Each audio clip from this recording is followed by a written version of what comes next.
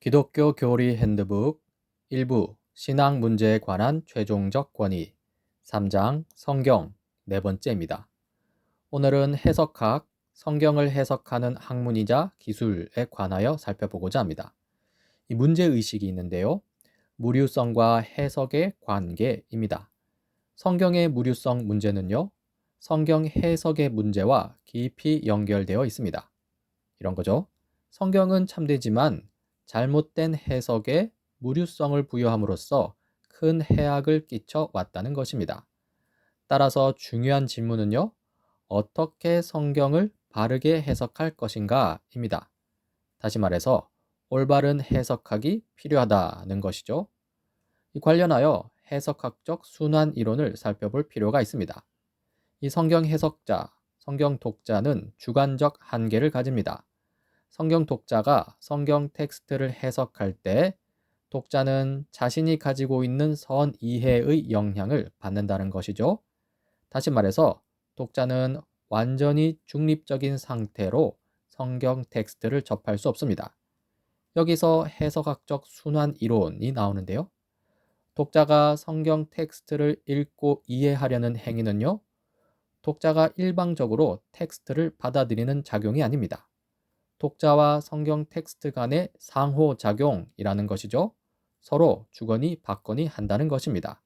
그래서 순환이라고 합니다. 여기서 우리는 두 지평의 상호작용을 볼 수 있습니다. 하나는 독자가 가진 선이해의 지평이고요. 다른 하나는 성경 텍스트가 제공하는 정보의 지평입니다. 이 두 지평이 만나서 서로 순환하는 관계를 이룬다는 것이죠. 그런데 여기서 해석학적 순환 이론이 함의하는 바를 생각해 봐야 합니다. 독자마다 각기 다른 선 이해가 있는데요. 이 때문에 텍스트에 대한 해석이 독자마다 서로 다를 수밖에 없다는 것입니다. 이것을 극단적으로 밀고 가면요. 텍스트를 읽는다는 것은 결국 자기 자신과 마주하는 행위일 뿐입니다. 따라서 텍스트를 통한 객관적 진리에 도달할 수 없습니다. 이것을 해체주의적 결론이라고 하는데요. 해체주의적 결론이 맞다면 우리는 성경을 통해서 하나님을 알 수 없습니다. 그러한 절망적인 결론에 이르는데요. 이러한 해체주의적 결론에 대한 성경적 평가가 있습니다.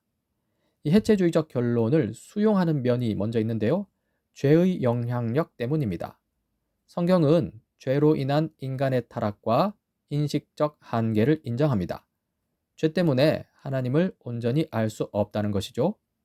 죄의 영향력이 인간 경험의 모든 영역, 특히 하나님과 진리를 아는 일에도 깊이 스며들었고요. 이로 인해 성경 텍스트를 이해하는데 어려움이 있음을 인정한다는 것입니다. 하지만 그렇다 해도 우리는 해체주의적 결론을 받아들일 수 없는데요. 바로 성령의 인도하심이 있기 때문입니다. 우리는 성경적 관점에서 객관적 진리에 결코 도달할 수 없다라는 절망적 결론을 거부합니다. 왜냐하면 일단 먼저 손에 쥔 성경 자체가 하나님이 주신 영감된 말씀이고요. 성령께서 성경을 읽는 우리 신자를 새롭게 하시기 때문입니다. 즉, 우리 신자는요, 하나님에 관한 외적 인식 원리로 주어진 성경과 내적 인식 원리로 작용하는 성령의 도우심으로 하나님을 아는 객관적 지식에 도달할 수 있다는 것입니다. 이러한 이유로 우리는 해석학적 순환 이론을 대체하는 대안적 이론을 주장하는데요. 바로 해석학적 나선 이론입니다. 신자의 성경 해석 과정은요, 끝없는 자기 반복과 도돌이표처럼 보이는 순환 개념이 아닙니다.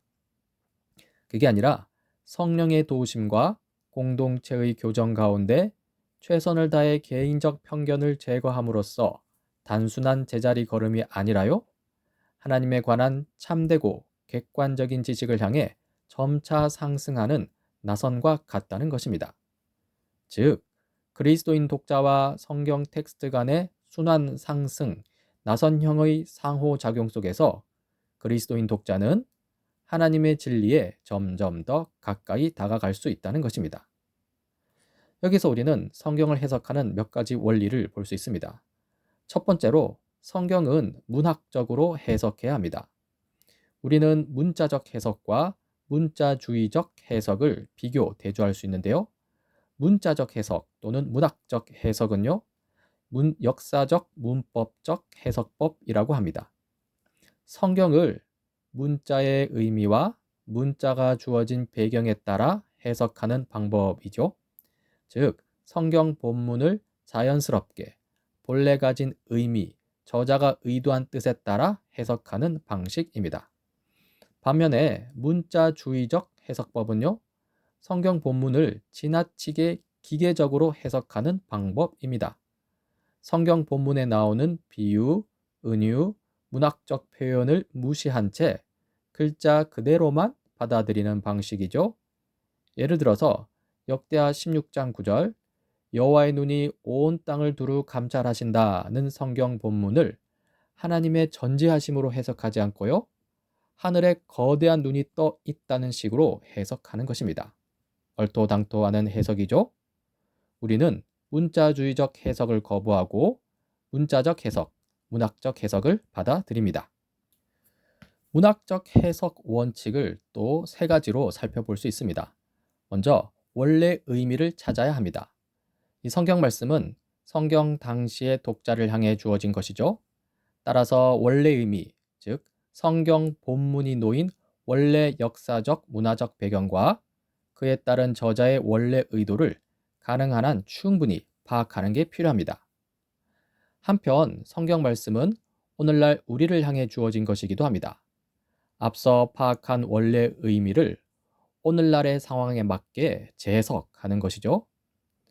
이렇게 오늘날 우리에게 적용하기 위해서 원래 의미를 잘 파악해야 합니다. 문학적 해석 원칙 두 번째는 문학적 형식, 문학 장르에 따라 해석해야 합니다. 성경에는 다양한 문학 장르가 존재합니다. 시, 산문, 비유, 우화, 비유적 알레고리, 묵시 등이 있는데요. 각각의 장르는 그에 맞게 적절한 해석 규칙에 따라 읽고 해석해야 합니다. 가령 시편의 시적 표현과 역사서의 역사적 기록을 동일한 방식으로 읽고 해석해서는 안 되겠죠? 시는 시를 읽는 방식대로, 역사적 기록은 역사적 기록을 읽는 방식대로 각각 그에 맞는 방식대로 읽어야 합니다.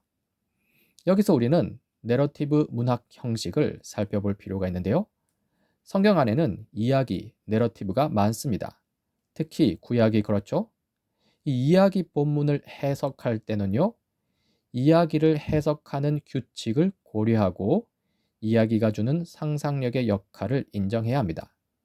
여기서 상상력은요, 이 성경 이야기를 죽은 과거의 기록이 아니라 살아있는 하나님의 말씀을 경험케 만드는 일종의 해석학적 장치라고 할 수 있습니다. 여기서 내러티브 신학이 나오는데요.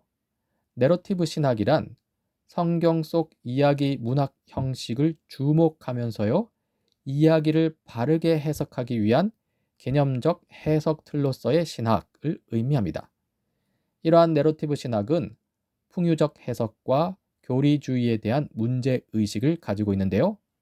가령 중세신학은 이 풍유적 알레고리 해석을 통해 성경 이야기를 교리적 교훈으로 환원시키려 하는 경향이 강했습니다.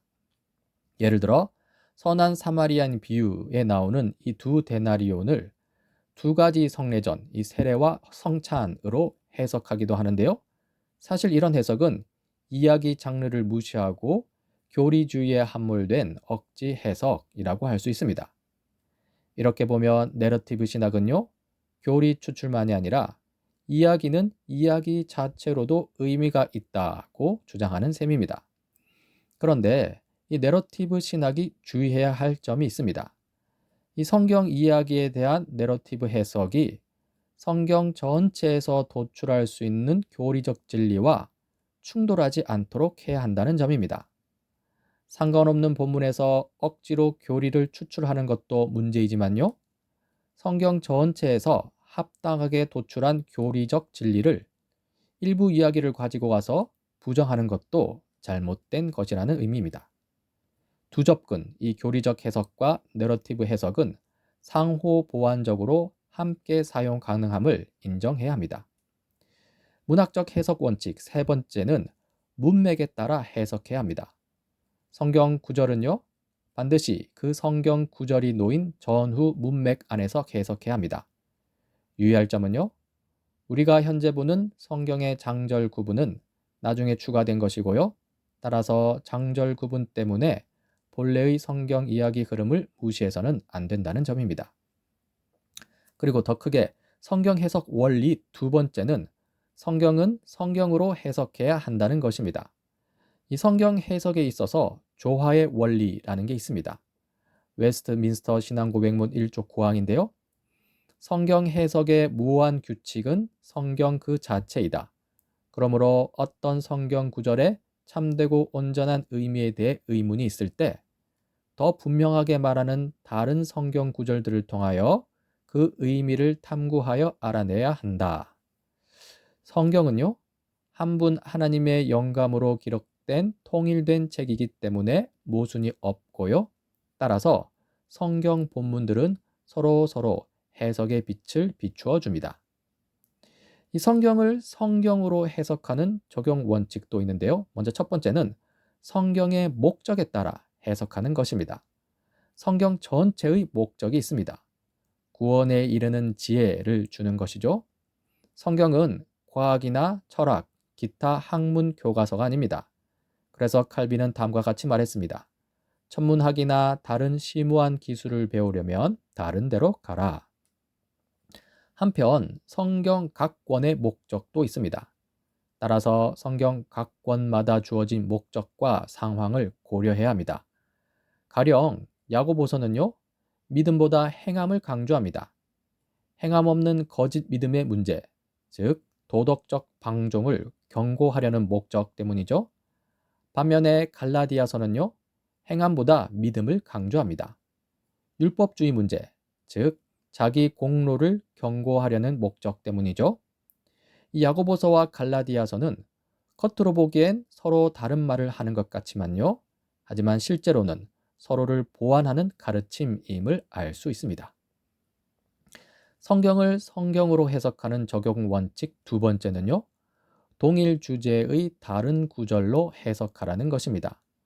성경 난해 구절을 해석하는 것은 마치 교과서를 읽다가 부딪히는 어려운 내용을 그 교과서의 다른 부분에서 어떻게 설명하는지 서로 비교하여 그 의미를 찾는 것과 유사합니다.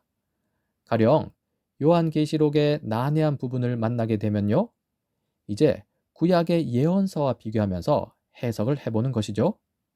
예언서라는 성경으로 계시록이라는 성경을 해석하는 것입니다. 성경을 성경으로 해석하는 적용 원칙 세 번째는요, 이전의 계시를 이후의 계시로 해석하는 것입니다.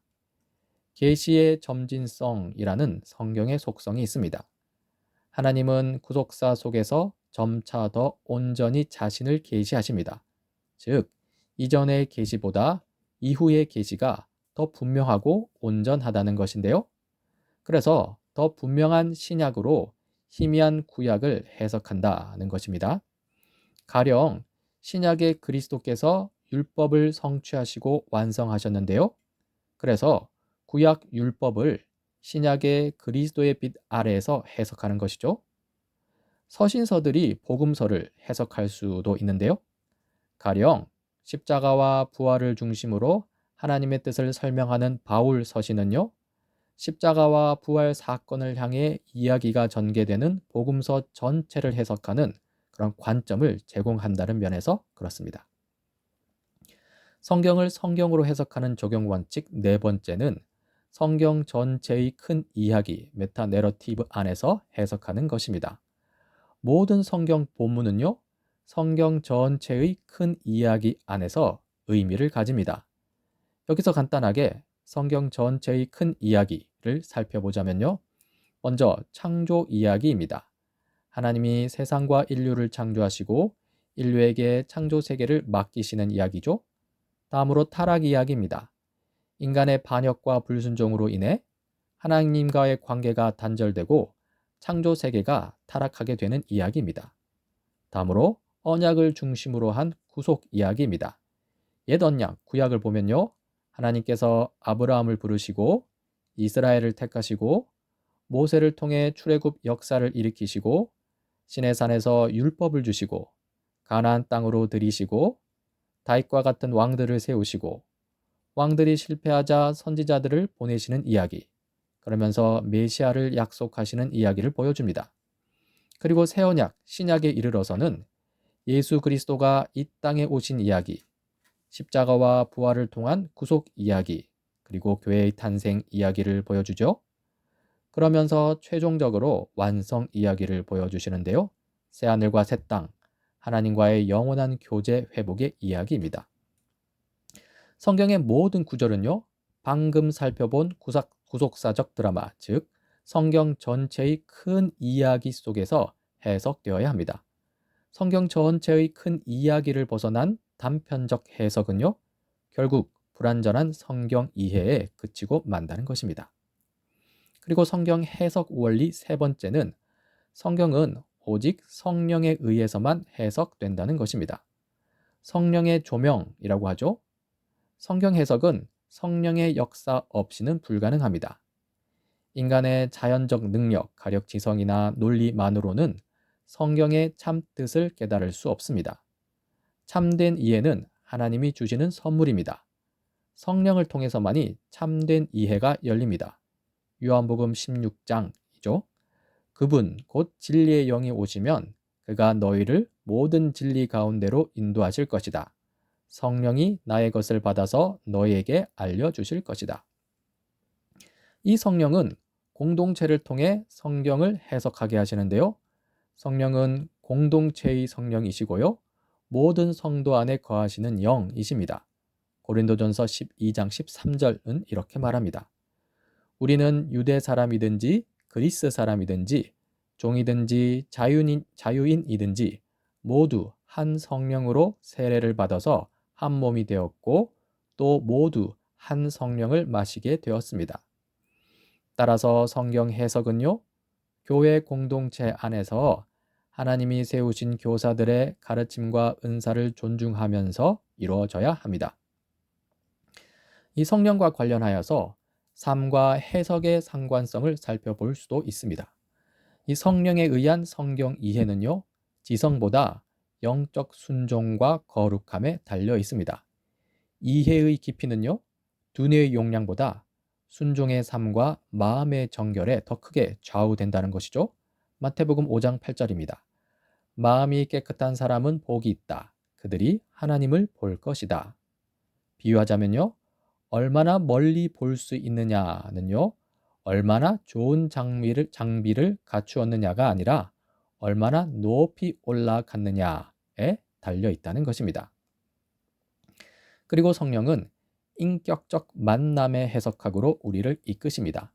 성경 읽기는 살아계신 하나님과의 만남입니다. 성경은요, 단순한 정보책이 아니라 지금 여기에서 우리와 대면하시는 하나님의 말씀입니다. 따라서 성경을 대할 때는 언제나 기도하는 태도가 필요합니다. 성령의 도우심을 구하는 것이죠. 시편 119편 18절입니다. 내 눈을 열어 주십시오. 그래야 내가 주님의 법 안에 있는 놀라운 진리를 볼 것입니다. 다시 말해서 성경 해석은요, 지적 탐구의 대상물이신 하나님, 즉 하나님이라는 존재는 무엇인가를 아는 지식 차원이 아닙니다. 그게 아니라 신뢰와 예배의 대상이신 하나님, 즉 지금 여기 계신 나의 하나님은 누구신가를 아는 인격적 만남입니다. 그리고 성경을 해석하는 원리 네 번째는요, 성경은 역동적으로 해석해야 한다는 것입니다. 여기서 성령과 연관이 또 지어지는데요. 성령은 말씀 위에 역사하시는 분입니다. 말씀 위에 역사하시는 성령은 살아계신 영이십니다. 이 성령은요, 성경 말씀을 현재의 교회와 성도에게 적용하고요, 궁극적으로 중생과 성화라는 하나님의 목적을 이루어 가십니다. 이 성경 해석의 두 단계를 살펴볼 수 있습니다. 1단계는 성경 본문의 원래 의미를 파악하는 것입니다. 이 말씀은 그 당시 시대와 상황에서 무엇을 의미했는가? 성경 전체의 큰 이야기에 비추어 볼 때 이 말씀의 의미는 무엇인가? 라는 질문에 답하는 것이죠. 그리고 두 번째 단계는 성경 본문을 현재 상황 속에서 재해석하는 것입니다. 이 말씀이 오늘날 지금 여기서 교회와 저 사람 그리고 내 인생에 무슨 의미가 있는가 질문하면서 답하는 것입니다. 즉, 성경 해석은요, 단순한 과거 연구로 끝나지 않고요, 이러한 재해석을 통해서 현재 하나님께서 우리에게 하시는 말씀으로 받아야 한다는 것입니다.